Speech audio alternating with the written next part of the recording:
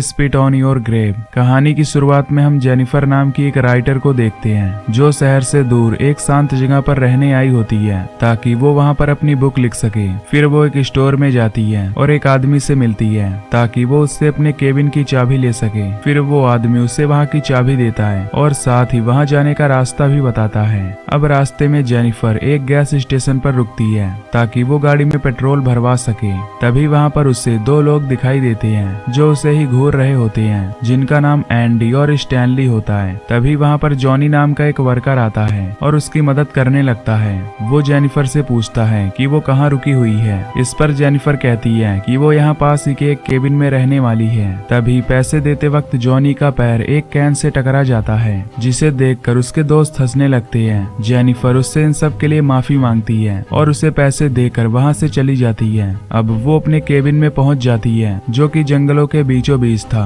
और काफी शांत था। अब जेनिफर अपनी बुक लिखने लगती है। तभी रात में जब वो अपनी दोस्त से बात कर रही होती है तो अचानक उसे केबिन के पीछे से आवाज आती है। जब वो वहाँ जाती है तो वहाँ पर एक सैक होता है जिसका दरवाजा खुला हुआ था। तभी उसे अंदर कई सारे औजार दिखाई देते हैं और वहाँ पर एक जहरीला पाउडर भी था। फिर वो उस दरवाजे को बंद कर देती है और वापस से केबिन में आ जाती है। तभी गलती से कॉफी उसके कपड़े पर गिर जाती है, जिसके बाद वो उसे धोने के लिए अंदर जाती है और तभी हम देखते हैं कि खिड़की से उसे कोई देख रहा है। अगली सुबह जेनिफर जब जॉगिंग कर रही होती है तो उसे जंगलों के बीच एक घर दिखाई देता है। जब वो उस घर के अंदर जाती है तो वो घर पूरा खाली दिखाई देता है। इसके बाद वो वापस से अपने केबिन में आती है और वॉशरूम में जाती है, पर वहाँ पर पानी नहीं आता। फिर वो उसे ठीक करने के लिए कॉल करती है, जिसके कुछ देर बाद मैथ्यू नाम का लड़का वहाँ पर आता है और उसकी पाइप को ठीक कर देता है। तभी ये देखकर जेनिफर उसके गालों पर किस कर देती है और उसे थैंक्स बोलती है, पर मैथ्यू कम दिमाग होता है इसलिए वो डर कर वहाँ से भाग जाता है। शाम को मैथ्यू, एंडी, जॉनी और स्टैनली के साथ फिशिंग करने जाता है, जहाँ वो उन्हें बताता है कि उस लड़की ने उसे गालों पर किस किया। ये सुनकर जॉनी को उसकी बातों पर विश्वास ही नहीं होता।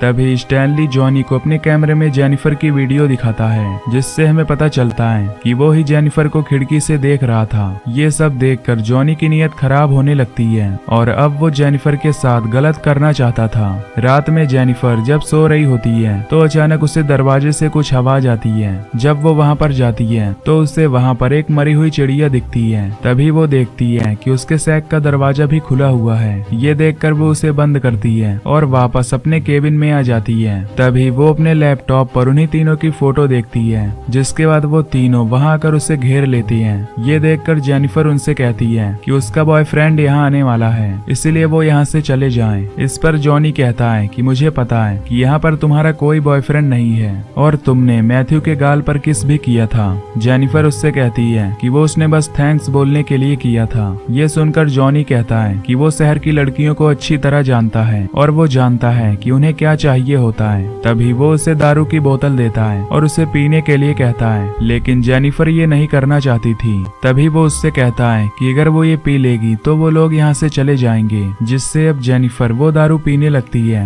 लेकिन वो लोग फिर भी वहाँ से नहीं जाती हैं। तभी जॉनी एक बेसबॉल बैट को उसके मुंह पर लगाता है और उसे मुंह खोलने के लिए कहता है। तभी वो उसके साथ बदतमीजी करने लगता है और कहता है कि तुम मुझे अपना बॉयफ्रेंड ही समझो। फिर वो उससे अपनी गन को किस करवाता है और उसके मुंह में डाल देता है। मैथ्यू को ये देखकर अच्छा नहीं लगता, इसीलिए वो अपना मुंह दूसरी तरफ कर लेता है। इसके बाद एंडी उसके मुंह में वो बोतल डालने वाला होता है, लेकिन तभी जेनिफर बैग से स्प्रे निकाल कर एंडी की आंखों में डाल देती है और वहाँ से भागने लगती है। अब भागते हुए उसे सुबह हो जाती है और तभी वहाँ उसे दो आदमी मिलते हैं, जिसमें से एक वही आदमी था जिसने उसे चाबी दी थी। वो उन्हें सारी बातें बताती है, जिस पर वो आदमी कहता है कि तुम चिंता मत करो। इसके बाद वो उसे लेकर वापस से उसी केबिन में जाता है, लेकिन अब वहाँ पर उसे कोई भी नहीं मिलता। ये देखकर वो जेनिफर से कहता है कि शायद तुम्हें कोई हेलुसिनेशन हुआ होगा। फिर जब वो उसकी तलाशी लेता है तो वो उसके शरीर को छूने लगता है। तभी वहाँ पर वो तीनों लड़के फिर से आ जाती हैं, जिससे जेनिफर को पता चलता है कि वो शेरिफ भी उनसे मिला हुआ है।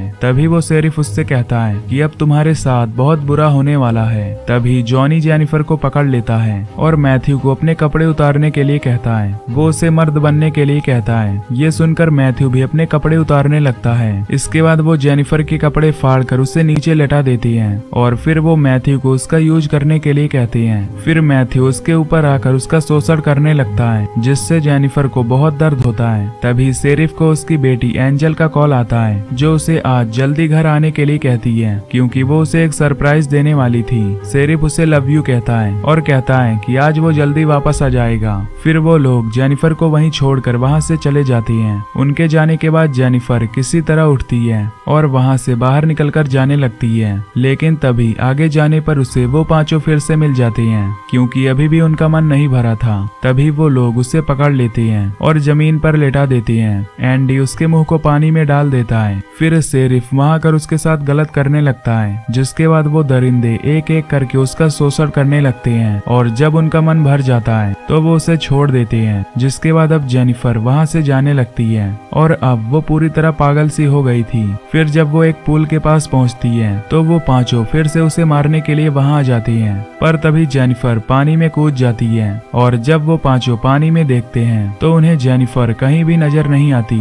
वो घंटों तक उसकी बॉडी का ऊपर आने का इंतजार करती हैं, लेकिन जेनिफर की बॉडी ऊपर नहीं आती। शेरिफ ये देखकर उन सभी से कहता है कि तुम्हें जेनिफर पर नजर रखनी होगी, अगर वो यहाँ से भाग गई तो वो सब मुसीबत में पड़ सकते हैं। फिर वो जेनिफर के सभी सामानों को जला देती हैं ताकि कोई सबूत न रहे कि वो यहाँ पर आई थी। रात को शेरिफ अपने घर आता है और अंदर जाकर अपनी बेटी से मिलता है, जहाँ उसकी बेटी उसे सरप्राइज देती है कि वो यूएनएस प्रोग्राम के लिए सेलेक्ट हो गई है। फिर अगले दिन शेरिफ अर्ल के पास जाता है और उसे उसकी चाबी लौटा देता है। अर्ल उससे पूछता है कि क्या वो लड़की यहाँ से चली गई है। इस पर वो कहता है हाँ। अब ये सभी हर दिन जेनिफर को ढूंढने लगते हैं, लेकिन उन्हें वो कहीं नहीं मिलती। अब यहाँ मैथ्यू ने जो उस पर अत्याचार किया था उससे उसे काफी गिल्टी फील हो रहा था। तभी एक दिन अर्ल शेरिफ को कॉल करता है और कहता है कि उसे जेनिफर की बहन का कॉल आया था, जो कह रही थी कि जेनिफर अभी तक वापस क्यों नहीं आई, तो क्या तुमने उसके साथ कुछ गलत तो नहीं किया। इस पर शेरिफ कहता है नहीं। अगली सुबह स्टैनली भागते हुए एंडी और जॉनी के पास आता है और उन्हें बताता है कि उसका कैमरा चोरी हो गया है और उस कैमरे में जेनिफर की वीडियो टेप्स थी।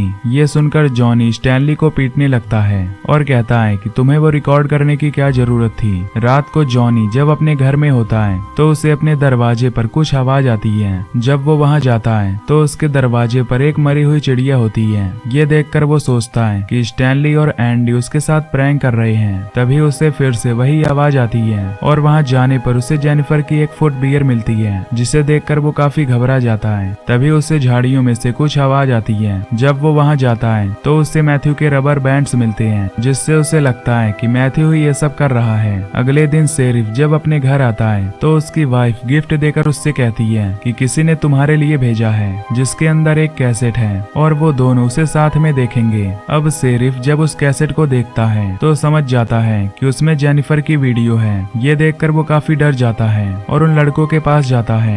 वो स्टैनली को पीटता है और कहता है कि तुम्हें वो वीडियो रिकॉर्ड करने की क्या जरूरत थी। तभी जॉनी कहता है कि कल रात में उससे भी कोई परेशान कर रहा था और ये सब मैथ्यू ही कर रहा है, क्योंकि उसे जेनिफर की मौत से गिल्टी फील हो रहा है, इसीलिए वो हमें डराना चाहता है। फिर शेरिफ उन्हें मैथ्यू को ढूंढ कर लाने के लिए कहता है। फिर दोपहर में शेरिफ अर्ल के पास जाता है और उसे शूट करके मार देता है, क्योंकि उसे भी उन पर शक हो गया था। इधर मैथ्यू जेनिफर के घर जाता है और याद करने लगता है कि उसने कैसे जेनिफर के साथ किया था। तभी उसे जेनिफर की आवाज आती है, जिससे वो ऊपर जाता है, पर तभी वो सीढ़ियों से नीचे गिर जाता है, जिससे वो बेहोश हो जाता है। फिर जब उसकी आंख खुलती है तो वो खुद को एक अबैंडन घर में पाता है और उसके सामने जेनिफर एक सोफे पर बैठी हुई थी। फिर वो उसे अपने पास बुलाती है और कहती है कि मुझे पता है कि तुम गिल्टी फील कर रहे हो। मैथ्यू उससे माफी मांगता है और कहता है कि मैंने जानबूझकर तुम्हारे साथ नहीं किया था। तभी जेनिफर उसके गले में एक रस्सी डालती है और कसने लगती है, जिससे मैथ्यू वहीं पर बेहोश हो जाता है। यानी कि जेनिफर अब पूरी तरह रिकवर हो गई थी और अब वो इनसे बदला ले रही है। फिर शाम को एंडी और स्टैनली मैथ्यू को ढूंढ रहे होती हैं। फिर एंडी उस अबैंडन घर में जाता है, जहाँ पर उसे एक गद्दा दिखता है। इधर स्टैनली के सामने जेनिफर आ जाती है और जब वो उसे मारने के लिए आगे बढ़ता है तो उसका पैर एक ट्रैप में फंस जाता है, जिससे वो चिल्लाकर एंडी को बुलाने लगता है। जब एंडी वहाँ पर आता है तो स्टैनली कहता है कि जेनिफर अभी जिंदा है। तभी जेनिफर पीछे से आकर एक बेसबॉल बैट से उस पर अटैक करती है। फिर वो स्टैनली के भी सर पर मारती है, जिससे वो बेहोश हो जाता है। अब एंडी की की जब आंख खुलती है तो उसे एक लकड़ी के सहारे बाथ टब पर लिटाया होता है। तभी जेनिफर वाटर ऑन करके उस बाथ टब को भरने लगती है। इधर स्टैनली को उसने पेड़ से बांध रखा होता है। तभी वो उसका भी वीडियो बनाने लगती है और उसे चूहा खिलाने लगती है।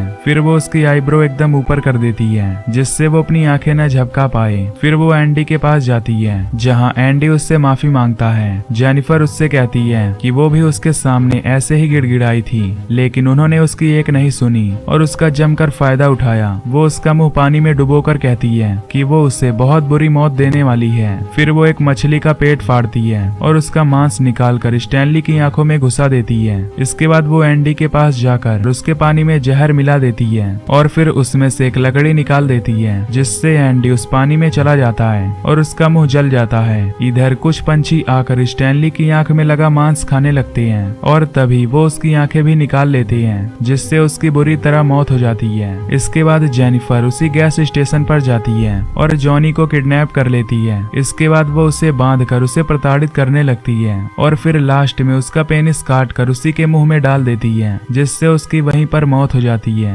इधर शेरिफ के पास उसकी वाइफ का कॉल आता है जो उससे कहती है कि उसकी बेटी की एक टीचर उनके घर में आई है। ये देखकर शेरिफ अपनी बेटी को उसे फोन देने के लिए कहता है और हम देखते हैं कि वो टीचर जेनिफर है। जब जेनिफर फोन पर उसे अपना नाम बताती है तो शेरिफ ये सुनकर हैरान हो जाता है। तभी जेनिफर फोन काट देती है और उसकी बेटी को लेकर वहाँ से चली जाती है। फिर जब शेरिफ घर पहुँचता है तो उसकी बेटी वहाँ से जा चुकी थी। उसकी वाइफ बताती है कि उसकी टीचर उसे प्लेग्राउंड में ले गई है। फिर जब शेरिफ वहाँ जाता है तो उसकी बेटी उसे वहाँ नहीं मिलती। तभी गाड़ी में जेनिफर उस पर हमला कर देती है और उसे किडनैप करके अपने साथ ले जाती है। फिर जब शेरिफ की आंख खुलती है तो जेनिफर उसके पीछे उसी की शॉर्ट गन घुसा देती है और जब शेरिफ उससे खुद को जाने देने के लिए कहता है तो वो शॉर्ट गन को थोड़ा और अंदर घुसा देती है और कहती है कि उसे भी ठीक ऐसा ही फील हुआ था जब उसने उसका शोषण किया था। तभी शेरिफ उससे अपनी बेटी के बारे में पूछता है तो वो उससे कहती है कि अगर तुम्हारी बेटी के साथ कोई ऐसा करे तो। इस पर वो कहता है कि मैं उसे जान से मार डालूंगा। जेनिफर कहती है कि वो भी ठीक ऐसा ही करने वाली है। फिर वो शॉर्ट गन की ट्रिगर में एक रस्सी डालती है और उस रस्सी का दूसरा सिरा वो बेहोश पड़े मैथ्यू के हाथ में बांध देती है ताकि जब उसे होश आए तो वो ट्रिगर दब जाए, जिसके बाद वो बाहर जाकर बैठ जाती है। इधर जब मैथ्यू को होश आता है तो वो शेरिफ को देखकर हैरान हो जाता है। शेरिफ उसे हिलने से मना करता है पर तभी मैथ्यू अपना हाथ हिला देता है जिससे ट्रैप एक्टिवेट हो जाता है और दोनों की वहीं पर मौत हो जाती है। और इसी के साथ ये मूवी यहीं पर खत्म हो जाती है।